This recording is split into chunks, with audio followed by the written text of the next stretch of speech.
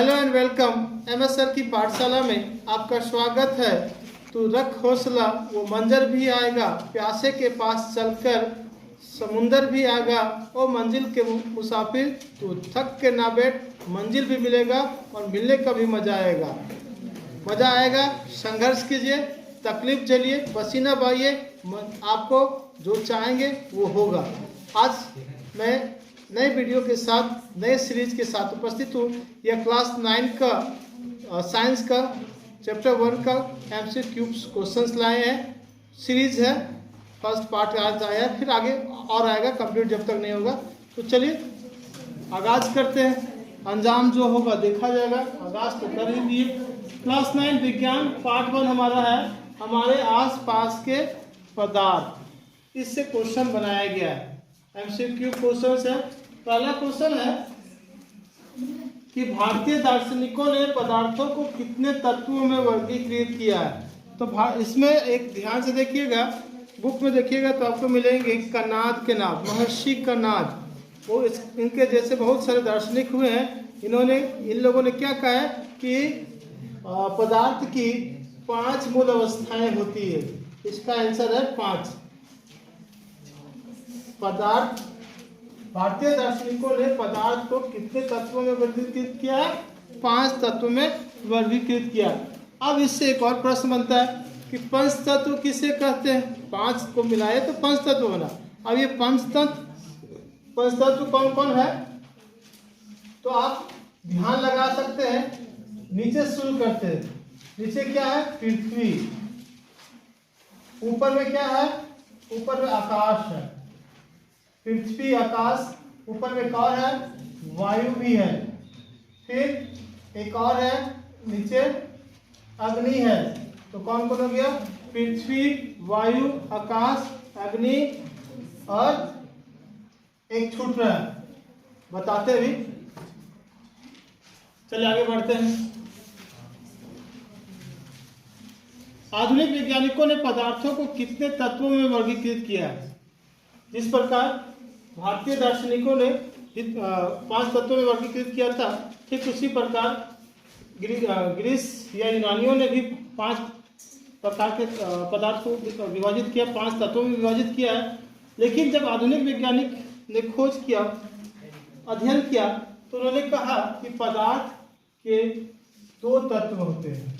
2 तत्वों में वर्गीकृत किया, एक भौतिक गुणधर्म के आधार पर, एक रासायनिक गुणधर्म के आधार पर। तो ये था पदार्थ के आधुनिक विभाजन। अब अगला प्रश्न चलते हैं। आयतन का SI मात्रक बताएं। आयतन का SI मात्रक क्या होता है? तो आयतन वह होता है जो जगह घेरता है। तो ये मीटर क्यूब होता है, इसको लोग बोलते हैं मीटर क्यूब। अब मीटर क्यूब ना लिख करके ऐसे भी लिख सकता है, एल क्यूब लिख सकता है, एल क्यूब भी लिख सकता है, जो भी हो लिख सकते हो, आप ध्यान रखिएगा। अब इसी में मैं आपसे एक प्रश्न पूछता हूँ कि 1 मीटर बराबर आयतन की बात होता है तो 1 लीटर होता है। 1 लीटर बराबर कितना मिलीलीटर होता है? 1 लीटर बराबर कितना मिलीलीटर होता है? ये मैथ का क्वेश्चन आ गया थोड़ा सा, तो आप लोग को याद हो गया होगा कि 1 लीटर बराबर होता है 1000 मिलीलीटर। अब आते हैं पदार्थ के कण कितने छोटे होते हैं। पदार्थ के कण इतने छोटे होते हैं, इतने सूक्ष्मतम होते हैं जहां हम लोग सोच नहीं सकते। इतने छोटे छोटे, बहुत ही छोटे होते हैं, बहुत छोटे होते हैं। अगला प्रश्न है कि पदार्थ के कणों की अभिलक्षणिक गुण कितने होते हैं? तो पदार्थ के कणों के अभिलक्षणिक गुण 3 होता है। पदार्थ के कणों के अभिलक्षणिक मतलब पदार्थ है, कोई पदार्थ, जैसे मान लीजिए पदार्थ है, ये है, इसके कण होते हैं, ये कण है। तो इन कणों के बीच में कुछ गुण पाया जाता है, खासियत पाया जाता है। वो क्या है? तो पदार्थ के कण जो होते हैं वह हमेशा गतिशील होते हैं। पदार्थ के कण निरंतर गतिशील होते हैं। एक ये हुआ। दूसरा, इसी में हम लोग और लिख सकते हैं जुगाड़ है कि पदार्थ के कणों के बीच रिक्त स्थान होता है। पदार्थ के कणों की एक खासियत क्या है कि उनके बीच एक रिक्त स्थान होगा। अगर रिक्त स्थान नहीं होगा तो वह आकर्षित नहीं कर पाएगा। वह मतलब जैसे ये बना हुआ है फिक्स मार्कर जो मेरे हाथ में, या आप जो भी चीज देख पा रहे हैं तो उसके बीच में रिक्त स्थान होता है। अगला है पदार्थ के कणों के अभिलक्षणी गुण में गतिशील होता है, रिक्त स्थान होता है, और एक होता है वह आकर्षित। मतलब पदार्थ के कण एक दूसरे को आकर्षित भी करते रहते, खींचते रहते। जैसे एक उदाहरण देते हैं, आप देखते होंगे आसमान में तो सूर्य हमसे कुछ दूरी पे है और पृथ्वी पे हम लोग हैं, लेकिन बीच में खाली स्थान है, कुछ है क्या, सड़क उड़क कुछ नहीं है, कुछ नहीं है, तो एक दूसरे को खींच रहा है, उसके आकर्षण बल है जिसके वजह से दोनों एक जगह पे स्थिर है। उसी प्रकार कण भी होते हैं जो एक दूसरे को आकर्षित करते रहते हैं जिसके वजह से वो फिक्स रहता है, स्थिर रहता है। चलिए आगे चलते हैं। तापमान बढ़ने से कणों की गतिज ऊर्जा में क्या होती है? जब ताप बढ़ाते हैं तो कणों की गतिज ऊर्जा में क्या परिवर्तन आता है? तो बहुत आसान है कि जब ताप बढ़ेगा तो उसके कण में गतिज ऊर्जा में वृद्धि होगी, तेज हो जाएगा, वृद्धि हो जाएगा, जो भी ऑप्शन रहेगा वो आप देख लीजिएगा, ऑप्शन के अनुसार इसमें मारिएगा कि तापमान बढ़ने से पदार्थ के कणों के बीच गतिज ऊर्जा बढ़ जाती है, तेज हो जाती है, यही परिवर्तन होता है। अगला है 7 नंबर, दो विभिन्न पदार्थों के कणों का सौता मिलना क्या कहता है? मतलब दो अलग अलग पदार्थ है, दो विभिन्न पदार्थ है, मतलब मान लीजिए एक पदार्थ ए है, ये पदार्थ बी है, ये दोनों आपस में मिल गया, सौता मिल गया, हम और आप उसको मिलाए नहीं, तो ये जब मिल जाता है जिसको क्या कहते हैं? इसको बोलते हैं विसरण। ये विसरण कहलाता है। तो जब दो विभिन्न पदार्थों के कण आपस में मिलते हैं तो इसका आंसर हो गया विसरण कहलाता है। मुख्यतः पदार्थ की कितनी अवस्थाएं होती है? ये सब कोई जानता है, बचपन से अगर आप ईवीएस पढ़ रहे होंगे, साइंस पढ़ रहे होंगे तो आप जानते हैं कि मैटर 3 होते हैं, पदार्थ 3 होते हैं। पदार्थ की कितनी अवस्थाएं होती है? मुख्यतः 3 होती है। लेकिन अब एक प्रश्न मैं पूछ रहा हूं कि आपके बुक के अनुसार पदार्थ के कितने कण खोजे जा चुके हैं? तो बुक में देखिएगा, अगर अध्ययन कीजिएगा तो बोलता है कि 2 कण और ढूंढे जा चुके हैं, चौथा, 5वां। मतलब वर्तमान समय में पदार्थ की कितनी अवस्थाएं हो गई? 5 हो गया।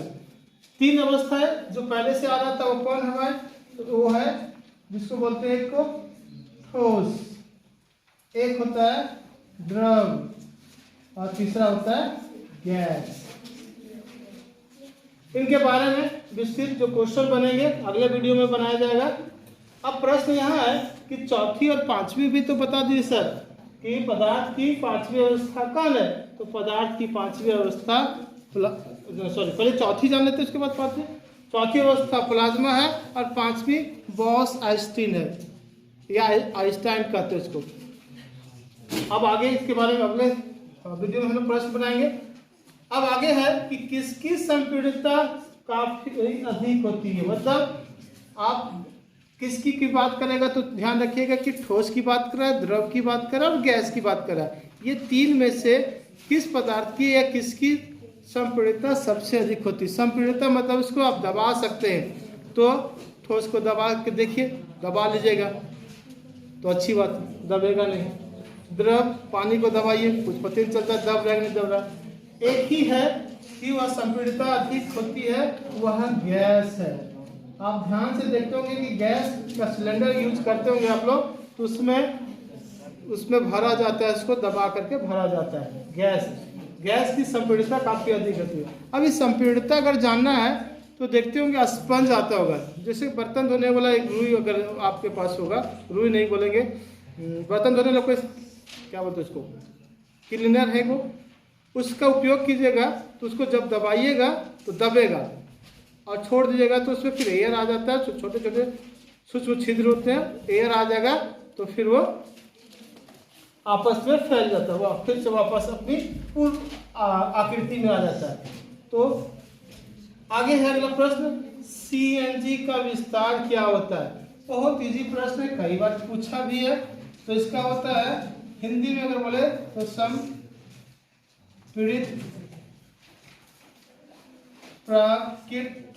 तो प्राकृतिक गैस, संपीड़ित प्राकृतिक गैस। अब आपसे एक प्रश्न है मेरा कि CNG हो गया तो एक और गैस आता है LPG गैस, इसका फुल फॉर्म आपको कमेंट करना है।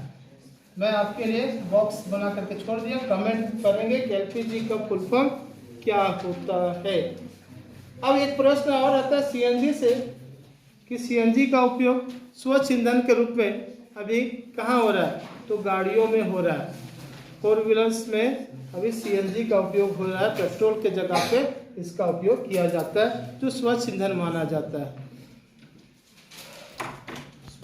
तो एक क्वेश्चन आपके लिए अभी तक छोड़ा था, वो क्वेश्चन क्या था?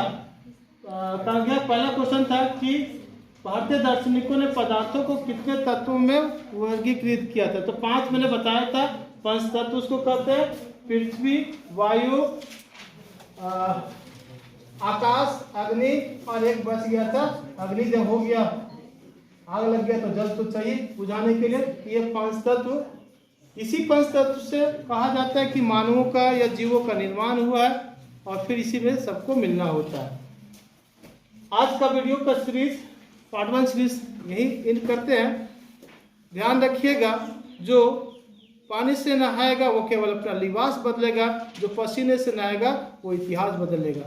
आप इतिहास बदलने के लिए मेरे वीडियो पर आते हैं, मेरे वीडियो को आप देखते हैं, तो ज़रूर मेरे पसीने को ध्यान रखिएगा। कम से कम एक लाइक तो बनता है। मेरे वीडियो को देखने के लिए आपको तहे दिल से मैं धन्यवाद देता हूँ। Thank you.